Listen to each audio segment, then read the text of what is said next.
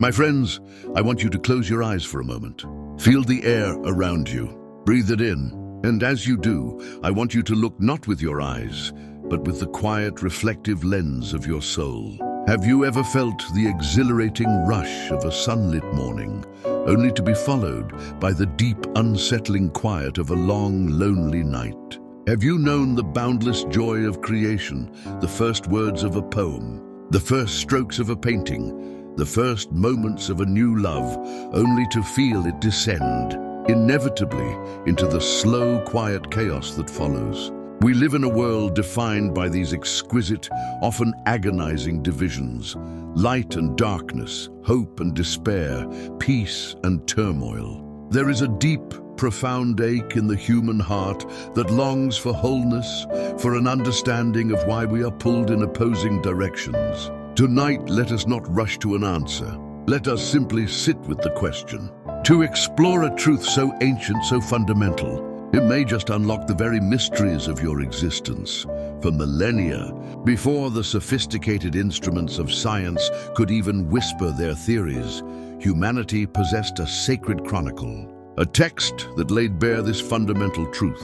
Music swells slightly, becomes more reverent. Turn with me not to a textbook, but to the very genesis of all things. In the beginning, God created the heavens and the earth was without form and void, and darkness was upon the face of the deep. Think of that opening image, not with light, but with darkness and chaos. The canvas of creation was first a canvas of profound absence, and then the words that echo through eternity. And God said, "Let there be light," and there was light. And God saw the light, that it was good. And God separated the light from the darkness. This is not a story of an accidental universe. This is a deliberate, intentional act of design. The very first command, the first creative impulse, was to bring forth light. But the very next act was to define its opposite: separation, division, polarity, the day from the night, the positive from the negative. This was not a passive observation of pre-existing conditions. It was a sovereign declaration. Before life, before matter, before time itself, polarity was etched into the fabric of existence. The sacred text doesn't merely describe opposites. It reveals them as intrinsic, foundational, the very architecture of divine design. Positive and negative, expansion and contraction, life and its inevitable cessation. These are not accidental byproducts of a chaotic universe. No, they are written into Scripture, woven into the very first threads of creation, long before our laboratories and telescopes could begin to grasp their profound reality. Genesis, then, is not just a story. It is the ultimate physics equation, articulated in divine poetry. It is the spiritual equivalent of the Law of Polarity, a truth so foundational it governs all that came after it, both seen and unseen. Now let us leap across the millennia, from the sacred scroll to the scientific frontier. What do our most brilliant minds discover when they peer into the intricate workings of the cosmos and the human mind? They find echoes, profound and undeniable, of that initial genesis. Consider the marvel of your own mind, the very instrument through which you perceive reality. Neuroscience reveals the brain's dual hemispheres, the left analytical and logical, the right intuitive and creative. They are opposite yet inseparable, two sides of a single brilliant coin. One side governs language and linear thought, the other imagination and emotional perception.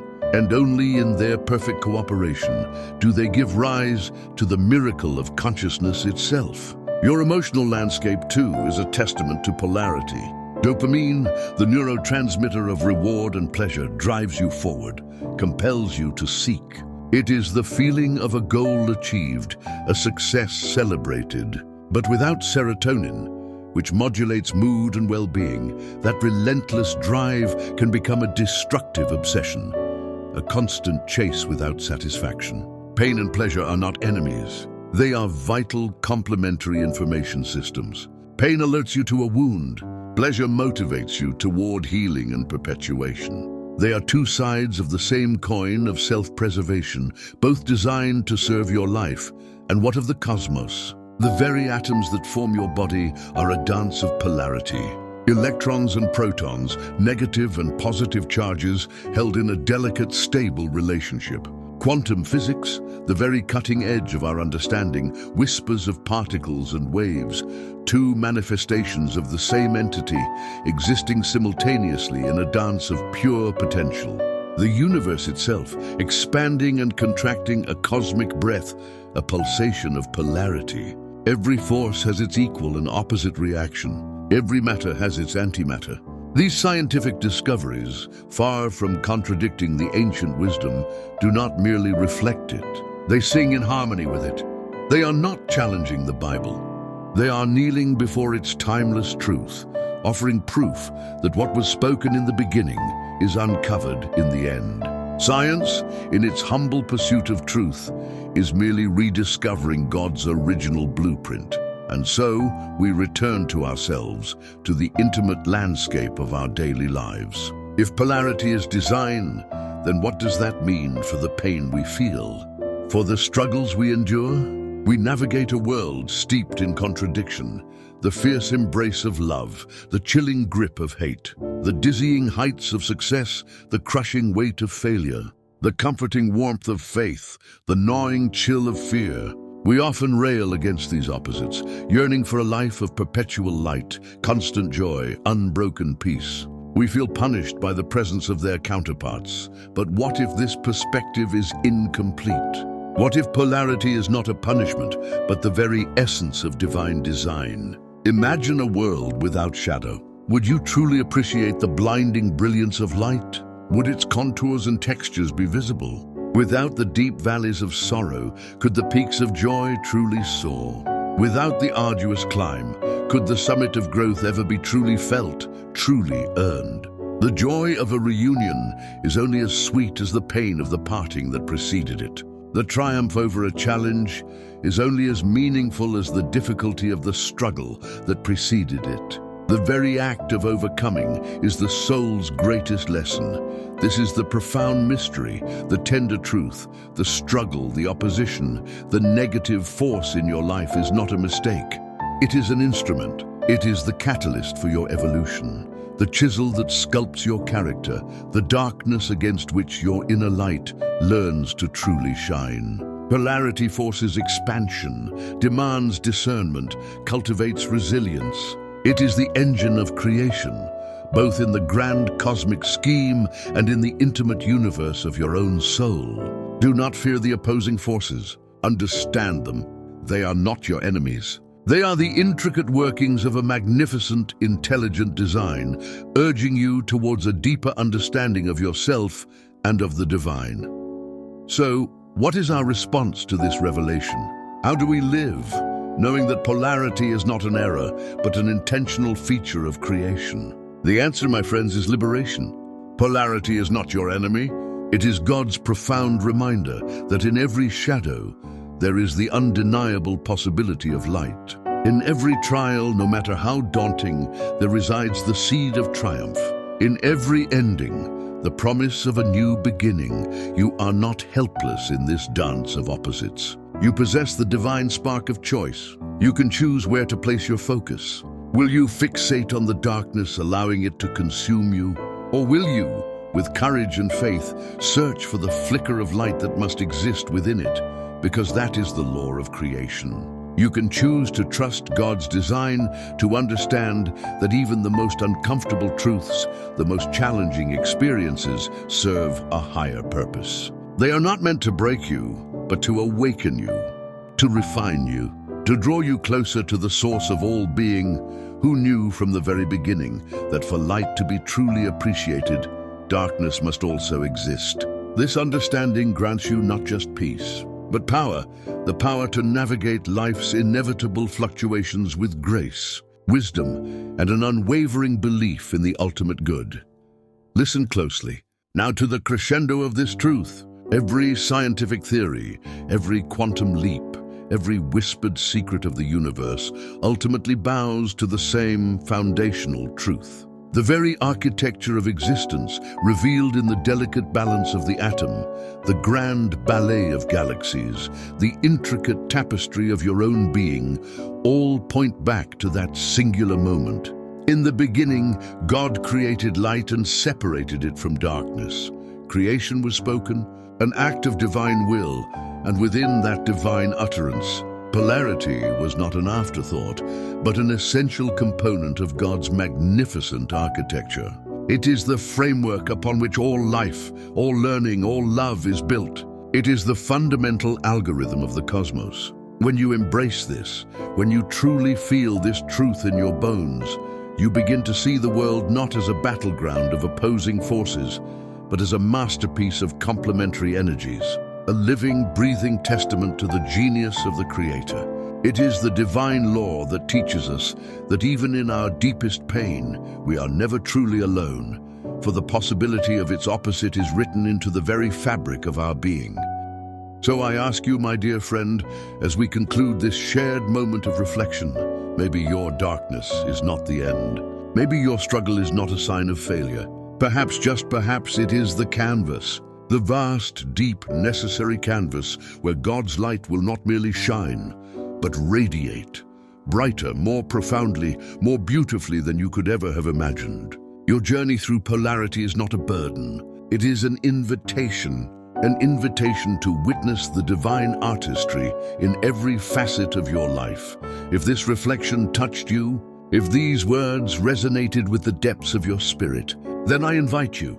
Subscribe, join this journey of truth, of science, and of unwavering faith. Because together, illuminated by this ancient wisdom, we can learn to see the profound beauty in both sides of life's magnificent polarity. My friends, as we journey deeper into this truth, let us turn the lens inward, away from the cosmos and the scientific laws, and toward the most complex and beautiful of all creations, the human heart. Here, the law of polarity is not just an idea, it is a lived experience. We are built for connection, for the luminous joy of love and companionship, the light of a shared laugh, the warmth of a knowing glance. It feels like home, but etched into the very design of that bond is its opposite, the ache of separation, the pain of loss, the chilling solitude of an empty room. We feel this polarity in our relationships, the fierce, protective love for a child, and the quiet fear of what the world might do to them. The profound intimacy of a lifelong friendship and the inevitable sorrow of its end. Is this a cruel joke? Is it a flaw in our design? No, it is the very engine of compassion. Without the possibility of separation, would we truly cherish every moment of togetherness? Without the shadow of loss, would the light of love burn so brightly, so fiercely in our hearts? This is the divine genius at work. Polarity in our relationships forces us to give more fully, to love more deeply, and to feel gratitude for the fleeting, beautiful light that illuminates our lives. It teaches us that our purpose is not just to receive love, but to become a source of it, a beacon that shines even when the shadows lengthen. Let us now turn our gaze to the innermost sanctum, the self. For even within you, the law of polarity holds sway. We are a microcosm of the universe, a magnificent paradox. You know the best of yourself, the part that is kind, generous, patient, the part that rises to a challenge with grace and compassion. This is the light within you, the echo of creation's first word. But you also know the shadow, the doubt that whispers, the anger that flares, the fear that paralyzes, the part of you that is selfish, unforgiving, small. We spend so much of our lives trying to deny this shadow, to extinguish it, to pretend it doesn't exist. We want to live in a world of pure light, even inside ourselves. But this is the lie. The shadow is not your enemy. It is the canvas. It is the raw material from which growth is made. Without the presence of your own darkness, you could never know the courage it takes to choose kindness. You could never feel the quiet triumph of choosing faith over fear. The pain of self-doubt is the perfect foundation for the gentle art of self-forgiveness. This inner polarity is not a mark of brokenness. It is the sign of a soul in motion, a spirit engaged in the most profound work there is, the alchemy of turning shadow into strength. And what of time? The most relentless and yet most gentle of all polarities. The past and the future, they pull at us, don't they? We are held captive by the memory of a joy we can no longer feel, or a pain we cannot escape. We are pulled forward by the promise of a future we can't yet see, or the anxiety of a future we fear. We stand on the precipice of the present, a thin, fragile line, constantly being stretched between two opposing forces. This, too, is by design. The past is not a prison, it is a teacher. It provides the darkness against which the lessons of light can be clearly seen. The future is not a burden, it is a promise. It is the horizon where our faith is truly tested and where our hope is made real. We cannot live in the past, nor can we exist solely in the future. The only place we have power is in the sacred, fleeting present. The law of polarity here teaches us the greatest lesson of all: to find peace in the present, to trust that the mistakes of yesterday have prepared us for the possibilities of tomorrow. It is an act of faith to surrender to the unfolding, knowing that the divine hand that separated light from darkness in the beginning is still orchestrating the moments of our lives. Now, let us sit with the most difficult and profound polarity of all, the presence of God versus the seeming absence of God. We know the light of His presence, the answered prayer, the feeling of peace in the midst of turmoil, the quiet certainty of faith. But we also know the silence, the times when our prayers seem to fall on deaf ears, when a trial feels too heavy, when we feel utterly alone in the darkness. We call this doubt or a crisis of faith. We see it as a failure, but what if this is simply the other side of the same divine reality? What if the law of polarity extends even to our relationship with the Creator? Perhaps God's silence is not a sign of His absence, but the necessary shadow that gives dimension to our faith. Without the moments of uncertainty, how could our trust ever truly grow? Without the quiet, how would we learn to listen for the whisper? The great heroes of faith were not those who lived in constant certainty, but those who clung to their belief even when the world offered them nothing but darkness. This polarity is not a punishment for a lack of faith. It is the very crucible in which faith is forged. It is God's invitation to stop clinging to the light of evidence and begin to trust the truth of His nature, a truth that exists even in the shadows. And so we return to the beginning, to the moment God separated light from darkness, and with that created the law of polarity. We have seen it in the cosmos, in science, in our hearts, in our relationships, in time, and in our very faith. We have learned to see this divine architecture not as a problem, but as the very design that gives life its meaning. But there is one final, all-encompassing truth. For all of its magnificent opposition, this universe is not a battlefield of opposites. It is a single unified field. And the force that holds it all together, the light and the darkness, the joy and the sorrow, the life and the death, is not a scientific law, but a spiritual one. It is the unifying, binding force of love. Genesis is not just an explanation of physics. It is the revelation that God is love, and love in its infinite power contains all things. It is the divine essence that holds both sides of the polarity in a state of perfect harmony. You see, polarity is not your enemy. It is God's profound reminder that in every shadow there is the undeniable possibility of light. And in every moment of your beautiful, complex, polarized existence, you are held in a loving embrace that transcends all opposites. This is the beauty, the peace, and the power of this revelation. The truth is not in one side or the other. It is in the understanding that both sides are held within the same magnificent design. Your journey through polarity is not a burden. It is an invitation to witness the divine artistry in every facet of your life. If these words have resonated with your spirit, I invite you, subscribe. Join this journey of truth, of science, and of unwavering faith. Because together, illuminated by this ancient wisdom, we can learn to see the profound beauty in both sides of life's magnificent polarity.